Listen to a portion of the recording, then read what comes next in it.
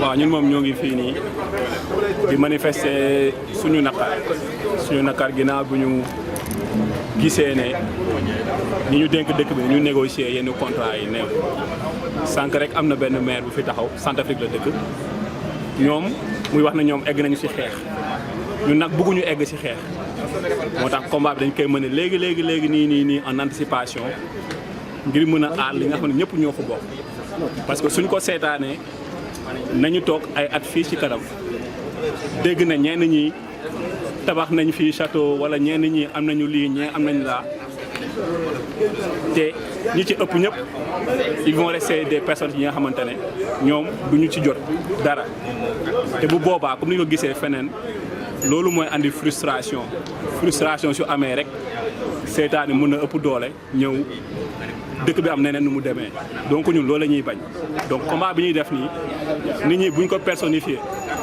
du ay mbirum famille Sall ak ay ñoom it loolu yoon la rek foog ñu jaar ci ñoom waaye au fond on va vers quelque chose de beaucoup plus profond au fait waaye xeex bi si ñoom lay jaar ci ñi nga xamante ne ñoom ñoo tax ñu signé contrat yu mel nii ñi nga xamante ne arrangé wul dëkk bi. Donc comme vous voyez ces derniers temps on a vu beaucoup de problèmes au niveau du Sénégal concernant dans le domaine du pétrole, le scandale pétrolier, que nous voulons vraiment que la lumière soit faite sur ce dossier. Parce qu'on ne peut pas comprendre un pays pauvre comme le Sénégal, qui a envoyé ses enfants à l'extérieur, qui peine même à trouver une bourse, qu'une minorité puisse se procurer tout l'argent d'un contribuable, c'est inacceptable. Nous ne disons pas qu'il est coupable, mais nous voulons que la lumière soit faite. Il faut que les gens soient sérieux. Le Sénégal ne mérite pas de souffrir comme ça. Que les gens travaillent et cessent de trop parler. Ce n'est pas le travail qui va nous faire avancer. Nous ne voulons même pas qu'on soit remboursé des 400 000. Parce que 400 000, ça ne nous donne rien du tout. Tout simplement, ce que tout le monde partage, que ça part dans le domaine qui sera bénéfique pour tous les Sénégalais. Aujourd'hui, je suis là parce que je partage le mécontentement. Des contrats qui sont signés sans respecter le code pétrolier, c'est hallucinant. Et privilégier ces interpersonnels, c'est gravissime. Le Sénégal ne mérite pas ce genre de dirigeants. Nous disons non au baradage des ressources naturelles du Sénégal.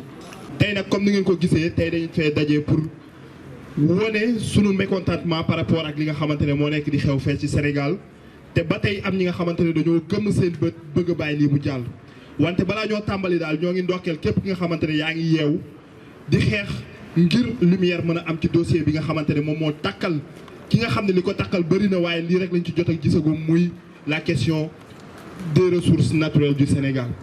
ñun daal gis nañ ko li fi amoon ba tax ñu fal Macky Sall mooy gestion familiale bi nga xamante ne moom mooy am ci milieu politique wala ci milieu ci pouvoir au Sénégal et plus particulièrement mi ngi commencé avec le cas Abdoulaye Wade ak Karim Wade doon loo xam ne sénégalais yëpp dañ ko ñaawlu woon ba lu mujjee jur mooy Abdoulaye Wade dafa ñàkk élection 2012 yi. bi ñu ñëwee ba Macky Sall falu ñëpp amoon ci yaakaar parce que doon na koo xam ne bu ñu génnee ay critères yi nga xamante ne ñoom ñooy tax nit ñi am confiance bëri na lool. à savoir génération bi nga xamante ne ci la bokk mooy génération bi nga xam ne dañoo jàpp ne ñooñu war nañoo mën a yeewu par rapport ak tubaab bii di jéem di ñu noot à chaque fois. Macky Sall di koo xam ne macha allah Sénégal la jàngee jot a gis jafe-jafe yi nga xamante ne moom la étudiant sénégalais moom la sénégalais ci boppam di jànkuwanteel biir Sénégal mu doon loo xam ne jàpp nañ ne ku fa génn war na la mën a tax nga comprendre situation sénégalais. Macky Sall jóge ci benn famille bu modeste comme ñun ñii ñëpp d'ailleurs mu war a doon benn critère boo xamante ne moo war a encourager benn gestion saine bi nga xamante ne moom la war a am ci pouvoir bi. jóge fa mu amaat yeneen ak yeneen critères yoo xam ne taxoon na en 2012 ñëpp am confiance ci Macky Sall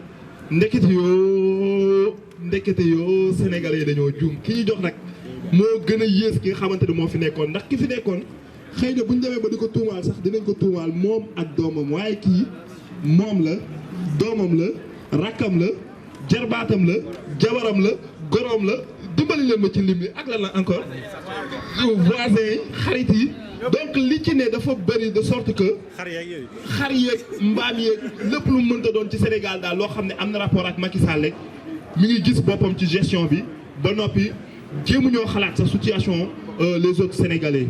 donc mu doon situation boo xam ne bëri na yu bëri yoo xam ne bett nañ ci Macky Sall bi mu ekkee ci pouvoir bi ba tey wante nag bëri na yoo xam ne mënuñ ci dara ndaxte justice day def yëfu maa tey mais cas bi li ci laxasoo moo bëri ndax nit moom boo waree daanu rek da ngay cuune justice bi dañ cee cas bi dañ cee def yëfu cuune ba tey liñ jot a gis mooy li Ousmane Sonko waxoon Baba Aïdara waxoon ko keneen ak keneen waxoon ko sénégalais yi xaw a gëmm tey BBC ñëw dëggal ko mu xaw a yee ñu bëri ba tey am na ñi nga xamante ne des na donc man li ma ci mën a jëlee comme leçon mooy dans un premier temps dañoo war a respecter ñi nga xamante ne ñoom ñoo nekk Sénégal di ñu xeexal boo jëlee benn journaliste investigateur di Baba Aïdara benn politicien bi nga xamante ne dafa ñëw changer la façon de faire la politique au Sénégal muy Ousmane Sonko nga jël ñeneen ñi nga xam ne dañoo nekkoon ci biir gouvernement bi d'après li ñu wax jub tax ñi génn ndax bëgguñoo ànd ak yenn façon de gestion malsaine yi ñooñu bu ñu amee ñooñu ñëpp bàyyi seen i intérêt personnel bëgg taxawal Sénégal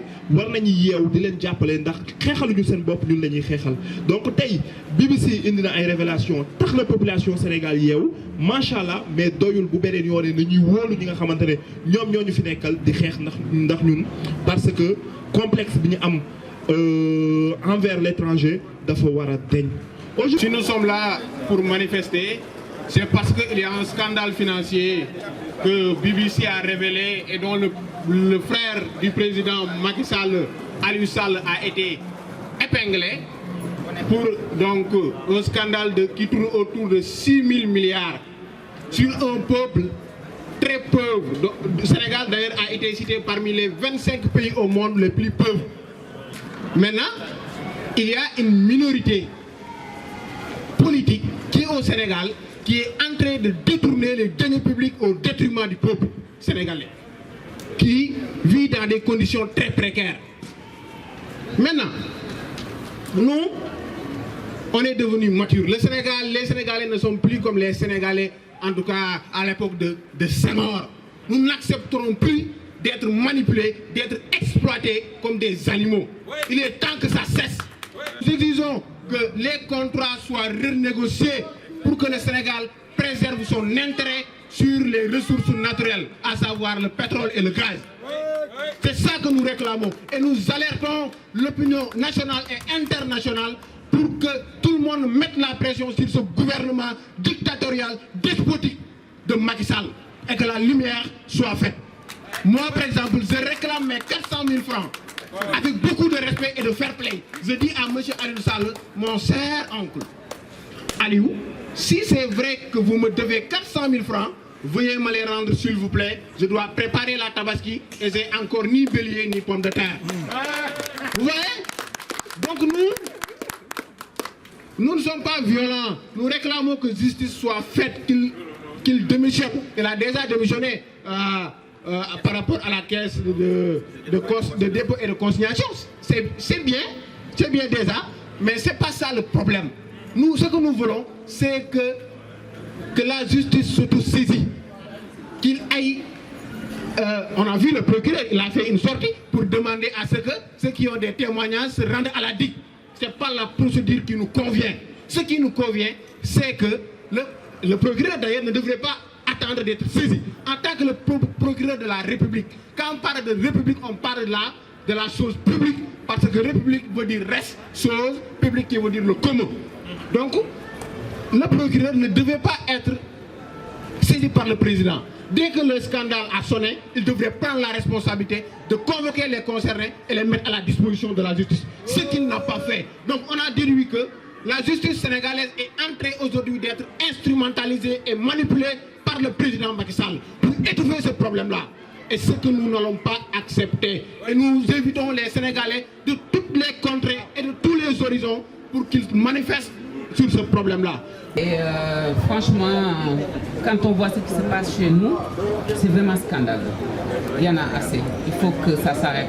On a trop laissé faire nos pouvoirs, on a trop laissé faire nos dirigeants. C'est pas possible de continuer comme ça. Pourquoi il y aura fataliste direct, rester pauvre, éternellement pauvre, alors que nous avons tout ce qu'il faut pour nous développer? des ressources naturelles, des ressources minières, de l'or, du zircon, du gaz, du pétrole. Mais ils nous font croire que voilà, gaz, pétrole égale malédiction. C'est pas vrai. Arabie Saoudite tey jii lan moo leen développé leneen du gaz ak pétrole. C'est ça. Non, c'est juste qu'on laisse faire des tierces personnes ñuy voilà di bénéficier ou des pots de vin, des faveurs des Européens au détriment de la population. Man, ça, je ne peux plus l'accepter, quoi. Man, personnellement, je ne peux plus l'accepter. Ce n'est pas pour moi le combat, mais c'est pour nos futurs, nos enfants, nos arrière-petits-enfants qui vont venir, Inch'Allah. Voilà. Donc, il faut que le combat continue, il faut qu'on sensibilise tout le monde. Alors, le mot de juste, ce sera un message pour Hamanteni. Je vais tout d'abord, c'est mon homogène. Parce qu'il y a un discours pour Hamanteni, je ne peux pas comprendre. C'est-à-dire que, gars, il y a un rassemblement, ou un truc de ce genre, il y a une dilettante comme quoi que, politiciens, ils disent que ce n'est pas un combat politique, c'est un combat pour Hamanteni, c'est pour tout un peuple. Parce que pour nous parler, si nous sommes soit dans les villages ou dans les régions les plus reculées, il y a des difficultés pour accoucher. am ay difficultés pour jàng nga xool des fois conditions yi ñuy nekk di jàngee wala des fois nga gis loo xamante ni hôpitaux yi nit yi du ñu mën a faju après pour man loolu c'est très fort nit ki wax nga mën a nekk peut-être yaa ngi ci benn situation boo xam ne amoo assez de soucis mais boo xoolee ñooñu rek wax nga mën a def un combat personnel nga combattre ko pour ñooñu donc sama mbokku jeunes yi nañu bàyyi di wax ne politiciens yi jaralatuñ leen di jóg di dem policiers yi di leen réprimer wala di def de ce genre. C'est pas un combat politique, c'est un combat de tout un peuple. Parce que nous sommes de qui, nous sommes développer. Situation est unique, nous sommes de guerre. Et pour nous, il faut que nous ayons une population consciente des enjeux, comme ça, tous les dirigeants, ce n'est pas des patriotes, ils ont la population qui est là, ils ont réglé les population qui est après dirigeants pour nous.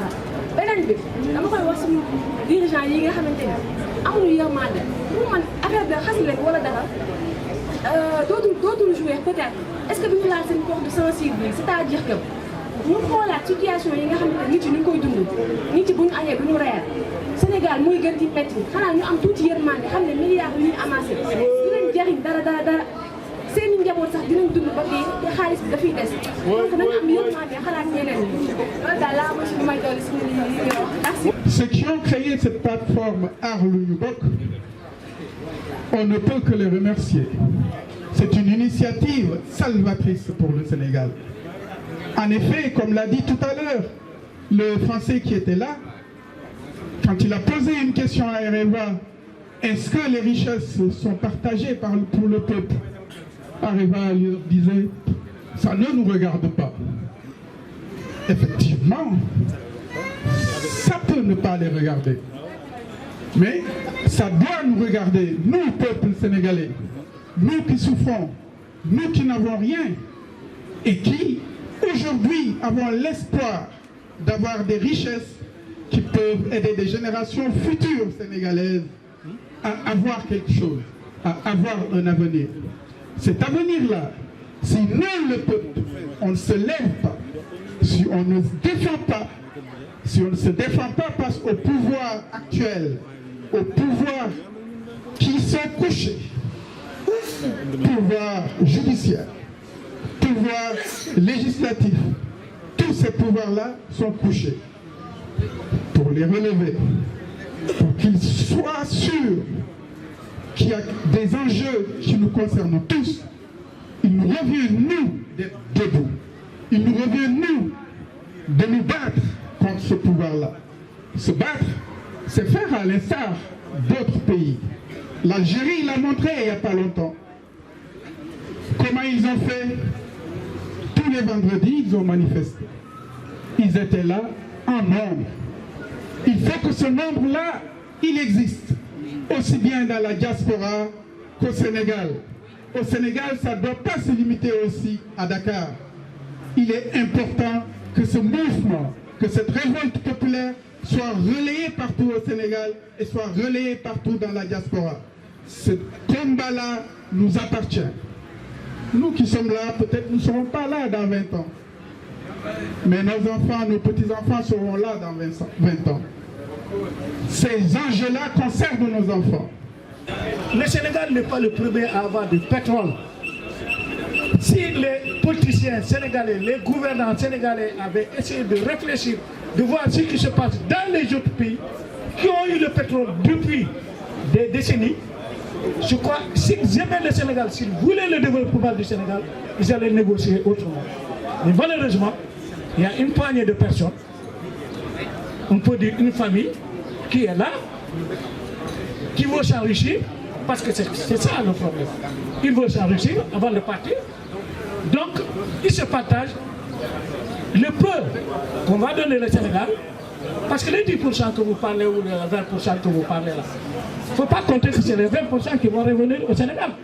Alors que le Sénégal, avec son pétrole et avec son gaz, le Sénégal peut se développer. Donc, il faut que les Sénégalais se réveillent. Il faudrait que l'opposition politique se réveille, mais aussi il faut que la société civile essaie de drainer des foules et de manifester pour qu'il y ait une lumière sur cette histoire de contrat de pétrole.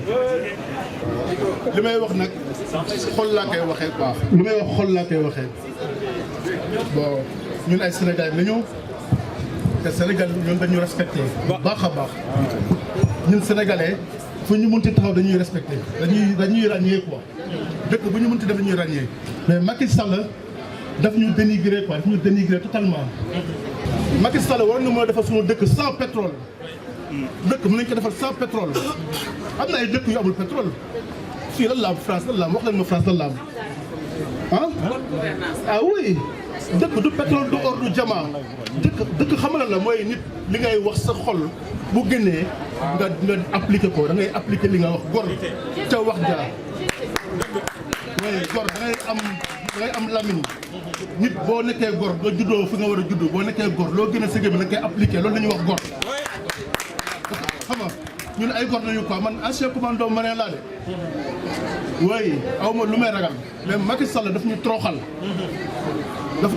rusloo ñu parce que Sénégal dëgg ma fa xew depuis jamonoy la Joor ay sëñ Touba ay nit yu baax am fa su ma waaye Macky Sall ñëw Sénégal yàqu ko complètement fu mu teg loolu ah sunu or beeg sunu pétrole bi boo ko yoree kon liggéeyal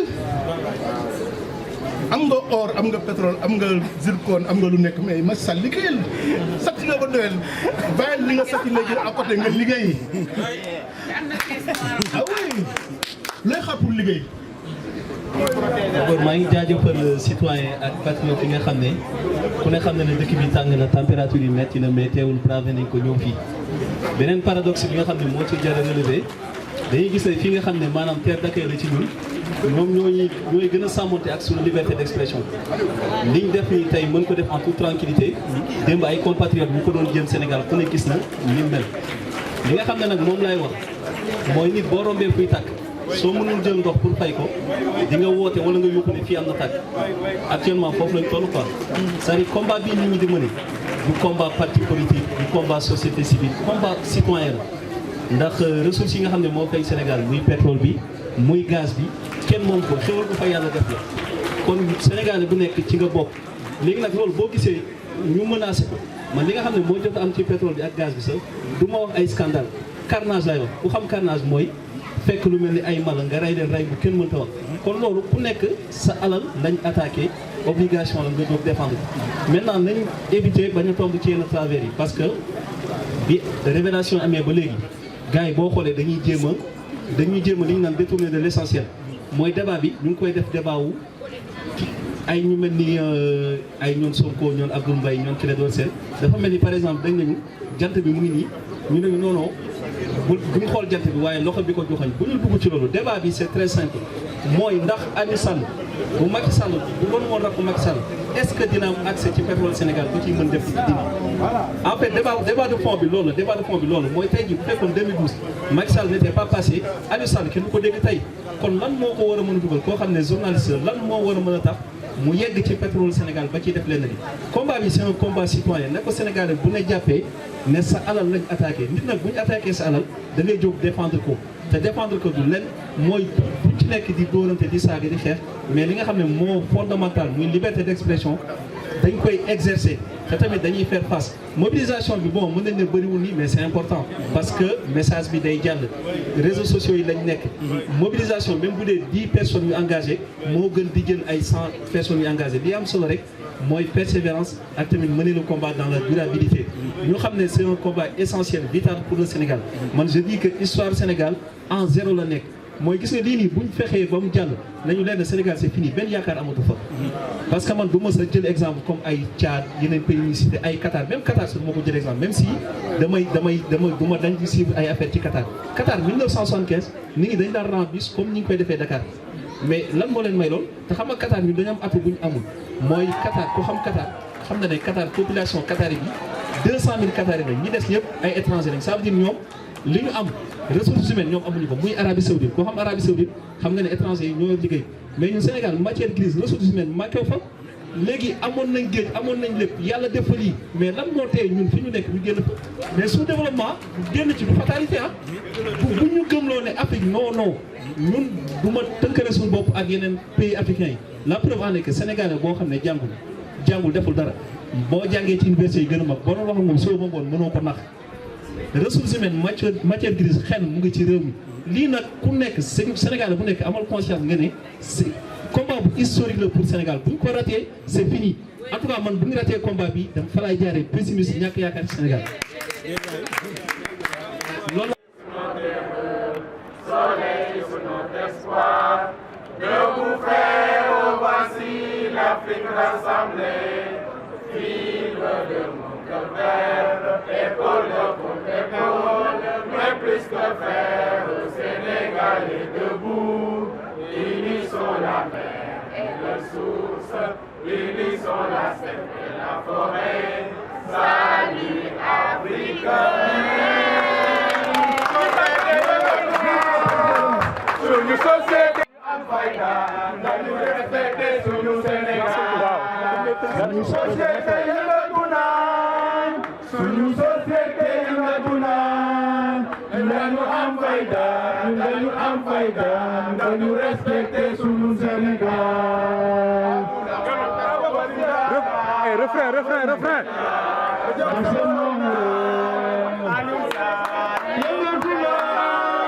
suñu société yëngatu na dañu am fayda dañu respecté suñu Sénégal aduna potuna la jox sa morom la jërëjëf merci beaucoup